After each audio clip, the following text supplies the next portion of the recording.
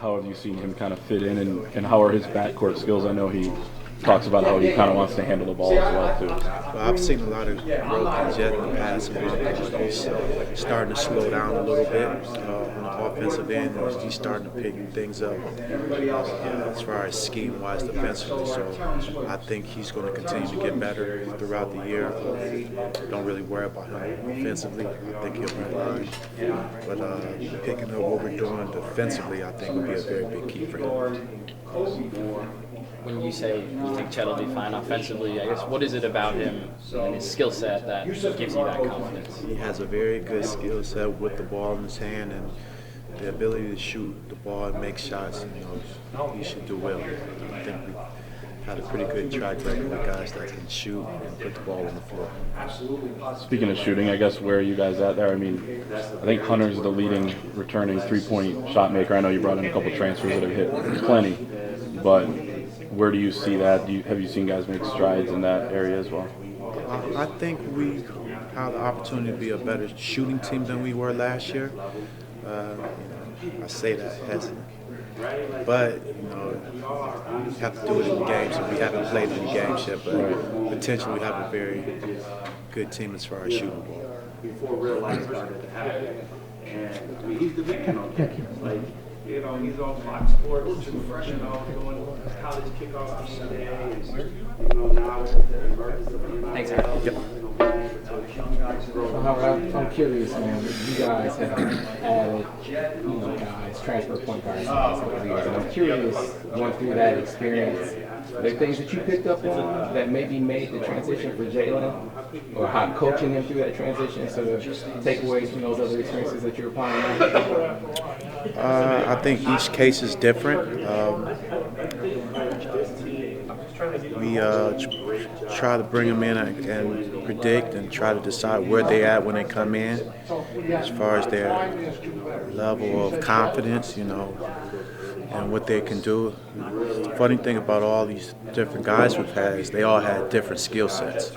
So, DJ last year was, probably a little bit better in my opinion in getting into the lane than what Jalen will be, but I think Jalen's maybe a better shooter. So trying to figure out what's going to be best and have them be comfortable within our offense and put them in the best position to succeed would be very important for us. As far as your system, your scheme, I mean, there are some that are more difficult for a guy to hit the ground running in. You've coached a lot of offense, you've played in a lot of offense. What would you sort of kind of put, for instance, down Milan, it was tough for new point guards to come in and really hit the ground running. Is it less difficult, would you say, for you guys? How would you sort of quantify it? I mean, it's different. We have to go on a case-by-case situation. We have a huge playbook, but if guys aren't able to, say, hypothetically, if they can't pick it up or we can't use it, we want to put guys in the best position to help them succeed and see what's best for our team as well. So it's really hard to answer that question, but as we get going and with practice and as we start games, we'll have an understanding of what guys can do and plays they can make on the floor. So Juwan, he talked about how Kobe has really progressed. He said, he can score. He can do a lot of things on the floor. The question that I have most about him, though, is how vocal is he? How much has that grown from one year to the next? Is like I asked him, he's not a very vocal guy naturally. So has that been something that has come along from one year to the next? Kobe's playing with a lot of confidence right now, and he has been more vocal. Now, I think he's trying to step into that role. He's going to be a guy that's going to play a huge part on our team. He's been great. I mean, he was great last year, as far as supporting his teammates. So we're expecting a lot of big things out of Kobe this year. But Jalen, you talked about his shooting, but the way he can get, shots maybe differently than Devontae. off the dribble, things like that. How important is that for you guys out of a point guard? Because I guess really under you guys haven't had a point guard that's been able to do that as much. It helps us, when you can shoot the ball from every position, but especially from the point guard position, because now they have to guard it differently. We do our job in setting screens. That means we allow guys to be able to get downhill. With our shooting on the floor, that means the floor should be more open, so it will give teams a hard decision on what to do in those situations. Sorry if you've been asked this already, but Doug and Jalen, I guess, what do each of those guys kind of bring to the point guard spot? Different players. Doug is more of an energy player. Put him on, he's going to cause havoc on the floor.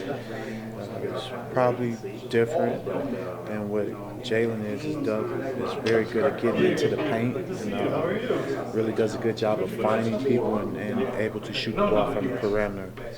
So, and Jalen's more methodical, sneaky athletic, so really shoots the ball. So you're looking at two different players at the position, which I think you both have to scheme for from an opponent standpoint. And then I guess year 2 Kobe compared to year 1, I guess how much of a different player is he now? It's night and day. He's playing with a lot more confidence. He's being more vocal, and the thing with Kobe that's so impressive is he has good self-awareness, so he knows the things he needed to work on from last year. He's really applied them to this summer and really put a lot of time in the gym and in the film room trying to improve, and I think he has. He's definitely made a jump.